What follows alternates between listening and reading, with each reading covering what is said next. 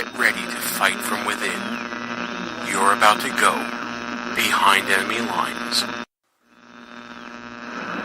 Roger, 3-2. Goliath copies all. Go ahead. Target is surrounded by multiple firms entering what appears to be a residential area. Requesting permission to engage. Over. From the People's Republic of New York City, you're now going behind enemy lines with Gene Baradelli and Russ Gallo.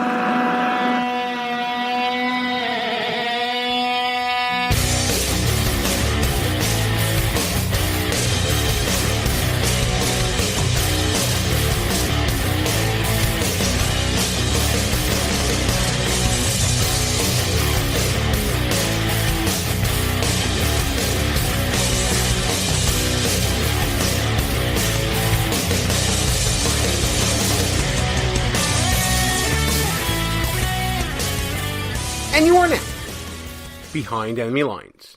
Hey there, how you doing, America? Gene Baradelli here with you.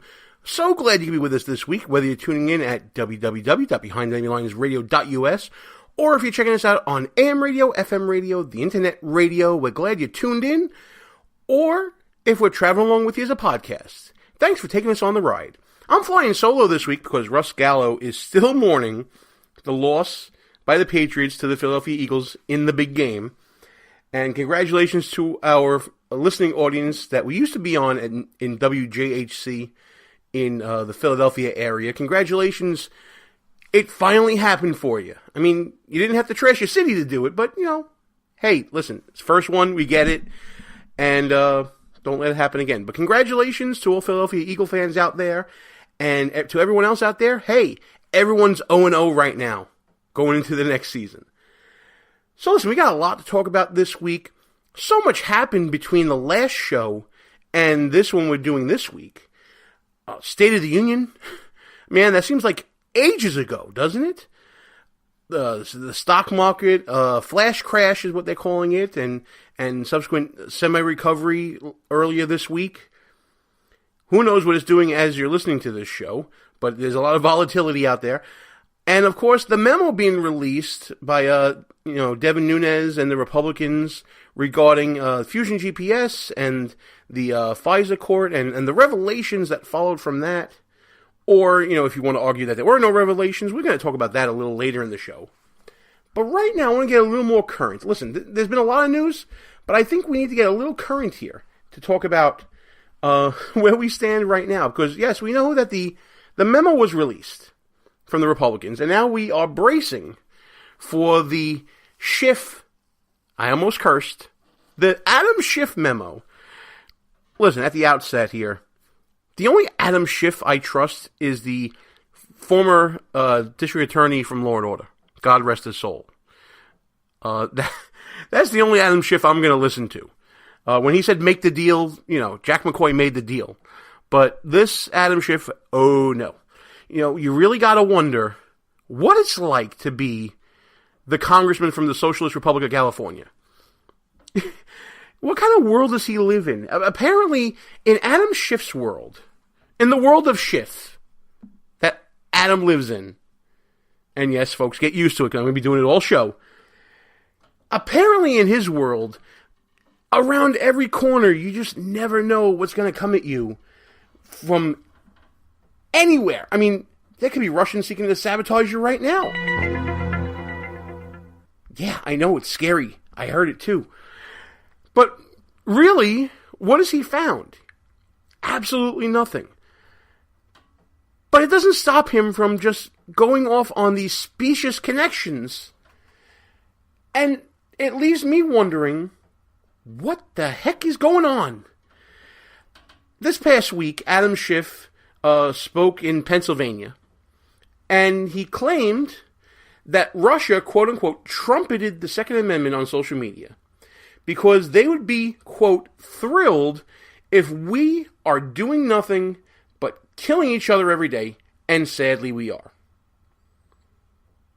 What? First of all, let's get this out of the way. Law-abiding gun owners are not killing each other, okay? Let's nail that right now. In fact, studies have shown that in areas where you have higher law-abiding gun owners, you have less crime. It's called a negative correlation, but Adam Schiff wouldn't know about that because it doesn't fit his narrative. And because law-abiding gun owners are easy targets for Adam Schiff, and it's easy to jump on that bandwagon and to denigrate those people. But here's the latest. Oh my goodness! Here's the latest theory being put out there. Some have called it Collusion 3.0. This is the third reboot. So now the story is, and I can't believe I'm saying this, Russia infiltrated the NRA, poured money into the NRA, and the NRA then in turn funneled that money to Trump. And that's how you get Russia collusion.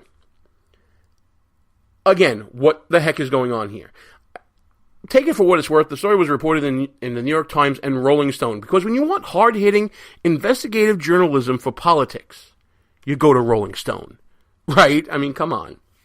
But Adam Schiff seems to think that there's this Russian narrative everywhere he looks. I mean, could even our founding be a Russian plot? A Russian conspiracy? After all, and I've looked this up myself, the Russian monarchy in 1776, they loved the idea of a Declaration of Independence against Great Britain. They absolutely were thrilled with it. In fact, the monarchy approved of it, stating that the separation of the colonies from the mother country, being Great Britain, did not conflict with the interests of Russia and might even be advantageous to her. Collusion, 1776 edition. But everyone knows I'm joking, right? I'm sure calm down if you don't think so. That was a joke. But in Adam Schiff's world, in the world of Schiff, that's not a joke. That is an example of the kind of illogical leaps that Schiff will make to make his case. This is all part of his warped thought process. Now back to this, the conspiracy theory of the day. NRA, Russian influences within it, money going into the NRA, and then going to Donald Trump. Here's where it falters. Couple of points. First point, if you want to believe in this conspiracy theory, if you want to put the tinfoil hat on, if you want to drink the Schiff Kool-Aid, you have to believe that the NRA sold out its members to support a candidate that they were going to support anyway. I mean, do you think the NRA was ever seriously considering Hillary Clinton to be their endorsed candidate? Do you seriously think the NRA was thinking of some third-party candidate? I mean, it is plausible for them to have hoped for a Republican nominee that was more conservative, a Ted Cruz, for example. I can totally see that. But once the nominee was decided on the Republican side and the primary system had done its job, as opposed to the Democrat primary system where the table was totally shifted in one favor, totally uneven playing field. Once the Republican primary had sorted itself out, the NRA, there was no doubt they were going to the Trump camp. So, to say that a conspiracy exists for them to support a candidate that they were going to support anyway, that's not much of a conspiracy, is it? I mean, it wasn't very likely that Hillary Clinton was going to be the standard bearer for the NRA. Point 2. If you want to believe this conspiracy existed, you have to believe that the NRA was planning this with Russia for years before Trump even considered to run for president. Because the theory ignores that the NRA has been active in Russia for years, going back to 2013. And their mission there was to bring more freedom to Russia, to allow the populace of Russia to arm themselves to protect themselves from a tyrannical government. So before President Trump even had the presidency on his radar, you have to believe that the NRA was in bed with Russia for years before that. Again, do you think that's kind of likely? Do you think that's even a tiny bit plausible? I don't see how they could be. There were many reports out there of the NRA working with an organization called Right to Bear Arms. Now, whether or not you believe that's a front for the Russian government, I think reasonable people can disagree on that. But that doesn't change the fact that the NRA was still pushing an agenda. And this goes to the third point now. They were still pushing an agenda that didn't match up with what Vladimir Putin wanted. Do you think Vladimir Putin wants to have an armed populace in Russia? Absolutely not. How do you control the population? History tells us you take away their guns first and foremost. Vladimir Putin doesn't want anyone to keep and bear arms in Russia. He doesn't want the NRA intruding through this organization to come to Russia and start educating the population about being a law-abiding gun owner and trying to make some change in Russia. He doesn't want that. If anything, his views on gun control are pretty much the same as Adam Schiff. You want to talk about conspiracy? The conspiracy to keep guns out of the population's hands. Schiff has more in common with Putin than Trump has with Putin. So, I mean, I'm not saying there's collusion there, but I'm saying that their values line up. Is it plausible that Russia could have tried to use the NRA as an opportunity to gain access to Trump without the NRA or the Trump campaign being part of a conspiracy? Of course. History has shown that Russia has tried to infiltrate election politics for years, if not decades. But this leads to my final point. Even though they may have tried, and you know what? I think reasonable people can disagree if they tried to do it through the NRA. There's enough evidence, and there are enough questions to be asked to see if they did it or not. You can look at, campaign finance filings, FEC filings by the NRA. You can look at contributions and who they came from and try to source the money. You can follow the money if you want. But to this point, there is no evidence. And by no evidence, I mean zero, zip, nada, zilch. Ugats, as we say in Italian. I mean, it's pronounced differently in different places. But anyway, to suggest that Russia made such large contributions to the NRA, and then to say that they gained access as a result of that, that just didn't happen. Because whether they did contribute with the intention of trying to get access or not, the evidence shows that no such access was entertained, let alone materialized at all. What ended up happening is that an email was sent from someone who wanted to arrange a meeting that was associated with Putin's government, and there was no response to it. That's called playing by the rules, people. But enough theory busting here. We can go into every crackpot theory, and I can rip the tinfoil hat off of, the world of Schiff if we want to.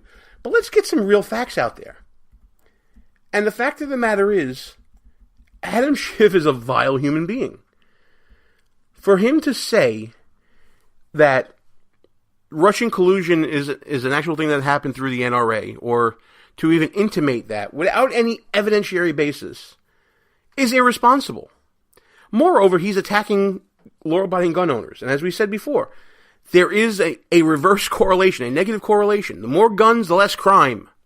The more law-abiding gun owners, the less likely a lawbreaker with a gun is going to go to that area, because it's more likely than not that they're going to get a cap in their ass. They're going to go to areas where guns are restricted, like urban communities, like the People's Republic of New York City, like places throughout Chicago, like places throughout Detroit, like inner cities in, other places, Los Angeles, Miami, other places where it's easier and a better chance that you won't get a cap in your ass. So when it comes down to it, folks, this whole thing is just, Adam Schiff's world is weird. That's what we're coming down to here. Look, if Adam Schiff wanted to rely on evidence that, Russia tried to do all this through social media during the election cycle in 2016, he may want to look at the testimony given before the U.S. Senate Judiciary Committee last November from Facebook executive Colin Stretch.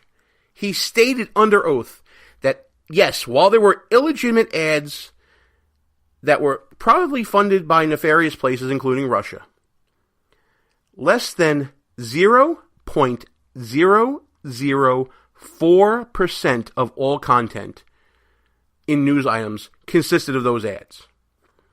So if Russia was trying to sway the hearts and minds of Americans by going to social media, wow, they just didn't do a good job at all. In fact, they probably just phoned it in, it looks like. But listen, I promise you we get to some facts. Let's get to some facts about American gun owners and how America feels about the Second Amendment. Fact of the matter is, Americans have never been stronger supporters of the Second Amendment than they are right now. Back during the presidential election, Pew Research did a poll